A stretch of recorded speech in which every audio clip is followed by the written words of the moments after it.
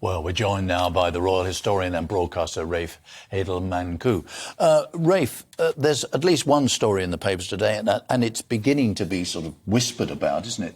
Is this whole business of Harry laying his soul bare in this way, going on and on about all the rifts with his family and all the terrible things he sees that have happened to him, could it actually undermine the monarchy itself? Do you think that's possible? Well, I think we shouldn't get carried away by this. I mean, yes, it's true, as the 19th century great constitutional writer Walter Bagehot said, we mustn't let daylight in upon magic. And Harry's certainly drawn the curtains back, and a shaft of light has certainly come in. But I think it's an exaggeration to say that. I mean, the sad thing here is that we're in this very important period of transition between the accession and the coronation. All focus is supposed to be on the king, positivity, unity, bringing the nation together, reintroducing himself to the nation as king, and also, importantly, in the Commonwealth realms, where they don't know him as well as we do, and also renewing the bond that every monarch does between the crown and the people and putting his own stamp on the monarchy. That's supposed to be the focus of this period as we get up to the coronation. And what have we had? Everything has been overshadowed by this Harry and Meghan story. I think that's the great calamity, is that the king hasn't been afforded the chance to actually lay out his position as king. And I think that's why it's so important that the royal family are not responding to this, not sinking down to that level, but instead rising above it, being seen to go about their duty, take their responsibilities seriously, and be seen to be doing good. Yeah, and Rafe, that's exactly what it says on the front of the Sunday Times today, that William is burning inside over Harry's revelations, but he is going to continue to never complain, never explain. He won't be commenting. How must they be feeling as a family, though? How must they be feeling inside palace walls? Because it is just one side of the story, and it is relentless for them.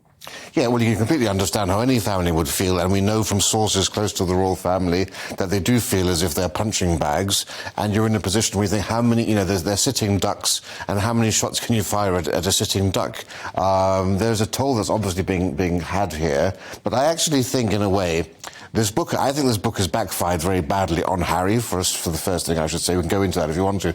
But also, I think it's been a boon for Prince William. I have seen such expressions of support for Prince William because, he's had private details of his anatomy leaked, private conversations he's had, accusations that he was, tipsy on his wedding. What sort of brother does that to another brother? And I did an interview on another channel a couple of days ago. Got 600,000 views in 24 hours. And I went through the thousands of comments, and I've never seen such overwhelming support for one side. And it's not just in Britain, it's also in America, which is the traditional heartland of the Sussexes. That's their safe space. And now you have leading American TV hosts and presenters, normally sympathetic, calling him a man-baby, describing the book as gauche. He's being openly mocked on late-night television, which, of course, is very influential in America. And why is that? I think what he has failed to realise, Charles de Gaulle, the president of France, once said, prestige cannot survive without mystery, for one reveres little what one knows well.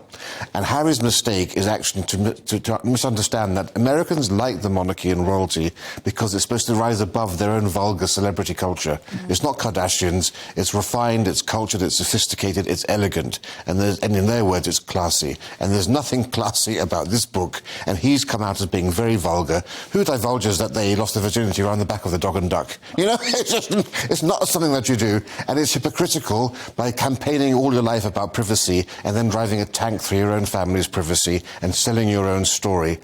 This book is called Spare. I think it should be renamed Shame, actually. And the worst thing of all is his military parts of it, He's got two families. He's got the royal family and he's got the military. And he's betrayed both of them in this book. Yeah. OK, straightforward question then, Ray. What future do you think Prince Harry has? Well, this is the big question, and I think even those closest to him don't know the answer to that.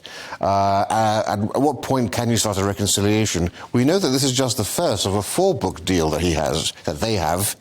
We're expecting perhaps Meghan to put out her memoirs as part of this 4-book deal. So we're far from the end of this airing of grievances, apparently.